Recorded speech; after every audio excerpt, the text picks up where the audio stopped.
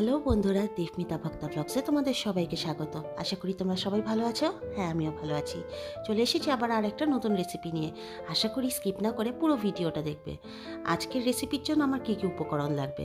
সবার প্রথমে আমি নিয়েছি কাতলা মাছ। এই মাছের পিসগুলোকে আমি সুন্দর করে হলুদ লবণ মেখে ম্যারিনেট করে রেখেছি। আর মাছের সাথে আমার কী লাগবে সেটা হচ্ছে, আমি সবার প্রথমে নিয়েছি একটু পেঁয়াজ কুচি, আর তার সাথে আমি একটু রসুন আর আদা থেতো করে নিয়েছি।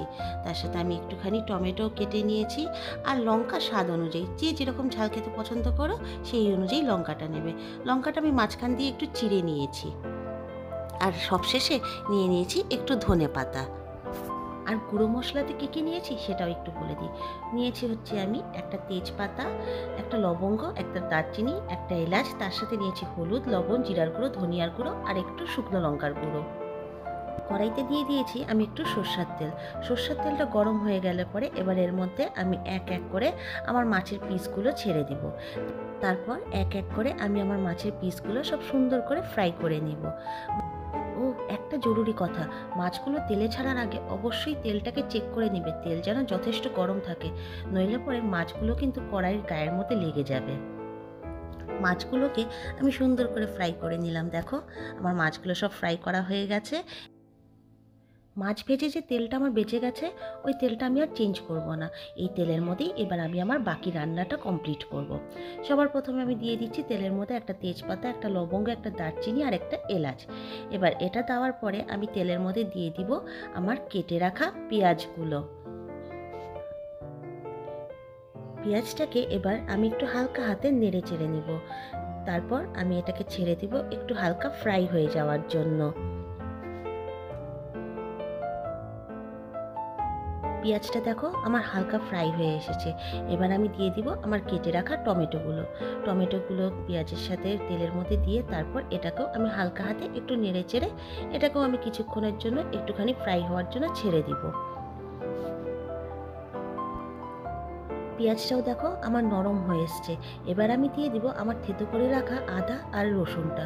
তোমরা চাইলে আদা আর রসুন পেস্ট করেও দিতে পারো, কিন্তু আমি থেতো করেই দিয়েছি।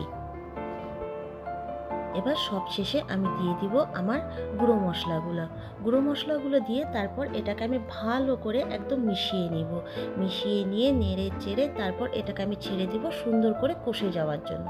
কষানোর সময় কিছুক্ষণ পর পর একটু খুন্তি দিয়ে নেড়ে চেড়ে নিবে, নাহলে পরে এটা হয়তো অনেক সময় লেগে যেতে পারে। মশলাটা দেখো আমার কি সুন্দর কষে গেছে, একদম মিশে গেছে। টমেটোটা তো একদমই বোঝা যাচ্ছে না। এবার সবশেষে আমি দিয়ে দিব এর মধ্যে জল আমি একদম ঠান্ডাই ইউজ করেছি। এখানে গরম জল ইউজ করার কোনো দরকার নেই, ঠান্ডা জল দিলেই হবে।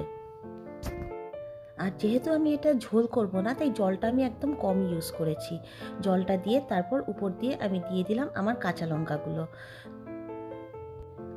মাছের ঝোলটা দেখো আমার ফুটে গেছে।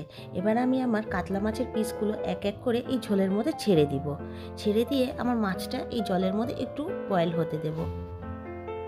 আমার বাড়িতে সবাই এই কাতলা মাছের ঝাল দিয়ে ভাত খেতে খুব ভালোবাসে।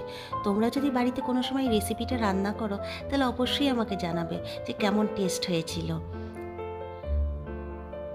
দেখো আমার মাছের ঝোলটা মোটামুটি শুকিয়ে এসেছে। এবার উপর থেকে আমি দিয়ে দিব আমার কেটে রাখা ধনে পাতাটা দিয়ে তারপর আবার আমি 5 মিনিটের জন্য একটু আমার মাছের ঝোলটা ছেড়ে দিব, যাতে ঝোলটা আমার আরেকটু শুকিয়ে যায়। দেখো আমার কাতলা মাছের ঝাল একদম রেডি। আর আমি এটা বাটিতে একটু সার্ভ করেও নিয়েছি। কেমন হয়েছে বলো তো? চলো আজকের ব্লগটা এখানেই এন্ড করছি। দেখা হবে আবার আরেকটা নতুন ব্লগের সাথে। ততক্ষণ অবধি তোমরা সবাই ভালো থাকো, সুস্থ থাকো আর এভাবেই আমাকে ভালোবাসতে থাকো।